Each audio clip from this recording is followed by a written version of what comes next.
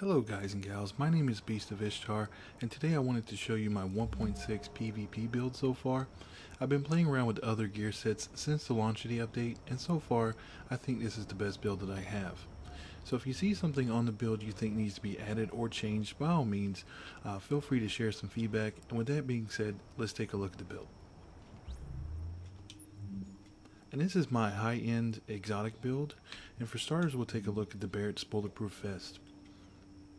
I have stamina rolled into it, and it's the only piece that I actually have stamina rolled as the main stat, as the rest of the build is firearms focused.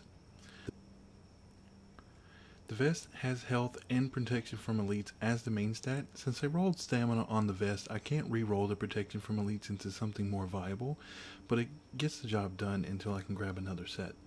And to finish up the vest, I have 2 stamina mods equipped with added health.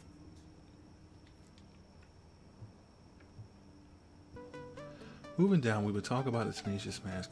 Whereas the Refresh Mask did wonders in patch 1.5 because of the health boost, since the nerf to armor mitigation and how much health a medkit provides in patch 1.6, I decided to opt for the Tenacious Mask instead.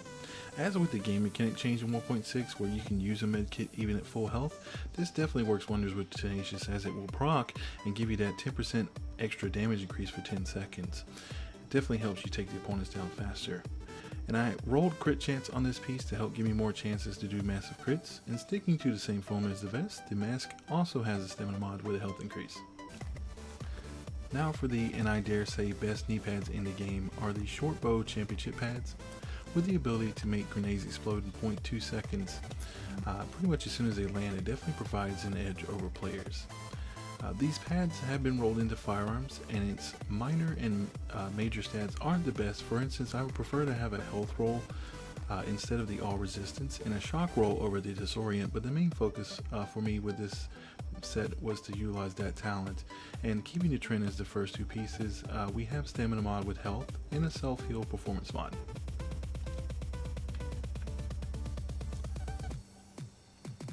Since the build is main statted for firearms, the ideal backpack for this build is the specialized backpack to help give me a boost to skill power, as skill power has become needed in this patch. The backpack is rolled into firearms, and its major attribute is health, and its minor being ammo capacity. Albeit in the Last Stand DLC, having ammo capacity isn't a must-have, as it's fairly easy to pick up ammo. So if I find another specialized backpack with these stats, I would like to roll the ammo capacity for burn resistance.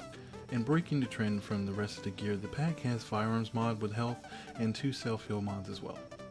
For the gloves, I decided to go with the Skull MC gloves over something like Savage because of the talent that gives me the 16% flat rate damage boost is a must-have for this build in my opinion. The major attributes are 14% crit chance, 1277 assault rifle damage, and I rolled crit chance, I believe it had pistol damage on it, but I ended up rolling the crit chance to its maximum of 6% for this build. And last but not least, we have the Nimble holster, and I can't tell you how many times this thing has saved my life while playing. A Nimble heals you for 2% of your max health for every 1 meter you go cover to cover, and although to be fair, 9 times out of 10 I end up forgetting about having this on and I end up dying. But I do love the rolls that I have on this with the 1261 firearms, the 1261 skill power, and I believe it had 1180 stamina, and I'm rolling 1265 for that as well. And it came with the 3.5% crit chance, which is awesome as well. And to round it up with the mods, we have the first aid self-heal in here as well. And that sums up my exotic high-end build. Let's take a look at the talents we're running. Alright, and to start off we have Critical Save, which using a med kit during low health increases damage resistance by 20%. We have Combat Medic, which using a medkit near allies heals them by 40%. We have On the Move, which killing a hostile while moving reduces incoming damage by 15%, which playing Last Stand it's real easy to do this by killing NPCs, which are around everywhere, as well as killing players while they're on the ground. And last but not least, with the talents, we have Tactical Advance, which says complete a cover-to-cover move to increase weapon damage by 2% per meter covered for 5 seconds.